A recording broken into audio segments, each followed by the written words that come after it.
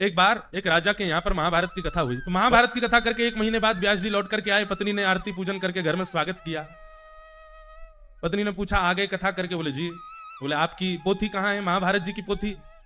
ब्राह्मण देवता बोले अरे मैं तो वो तो भूल ही आया, वहां पे राजा के यहाँ ही रह गई, रुको मैं अभी जाता हूं, पोथी लेके आता हूं। ब्राह्मण देवता दौड़े दौड़े राजा के यहाँ गए।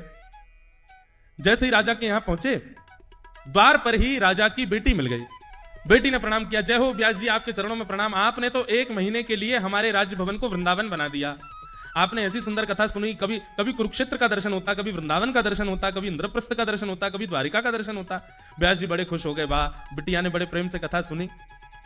व्यास जी बोले बेटी, हमने 1 महीना कथा सुनाई, तुमने कुछ अच्छा सीखा हमारी कथा से?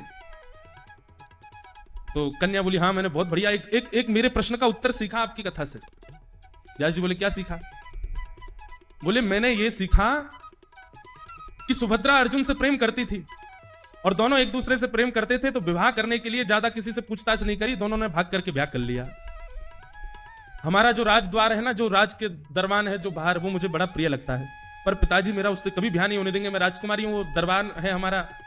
आपकी कथा से मैंने सुभद्रा और अर्जुन के इस प्रेम को भाव को मैंने सुन लिया है, और अब मैं भी उसके साथ भाग के ब्याह करूंगी। कल को मुझे कोई दोष देगा कि अरे तुमने ये क्या कर दिया, तो कह दूंगी व्यास जी ने कथा में सुनाया था, व्यास जी ने कथा में कही थी ये बात, और कथा की सारी बातें अनुकरणीय होती हैं। व्यास जी बोले बिटिया, तुझे और कोई नहीं मिला पूरी कथा में? अपने मतलब की बात ही समझ में आई तेरे को बस? बोले अब व्यास जी आप तो आशीर्वाद दो, हम लोग आज रात को ही भागने वाले हैं, बढ़िया हुआ आपसे आशीर्वाद और मिल गया। व्यास जी बोले मेरी पोती कहां, मैं लेके भागूं, उससे पहले राजा पकड़े मुझे। व्यास जी थोड़े और अंदर गए तो राजा का बेटा मिल गया।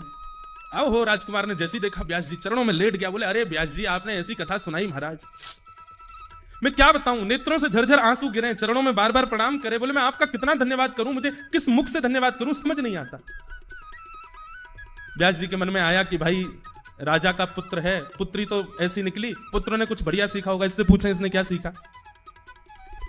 व्यास जी बोले बेटा तुमको अच्छी लगी कथा? बोले बहुत अच्छी, आप इतनी मीठी कथा कहते हैं, तुमको क्या अच्छा लगा कथा में? बोले महाराज जी मुझे तो वो वाला प्रसंग बहुत अच्छा लगा। बोले कौन सा प्रसंग?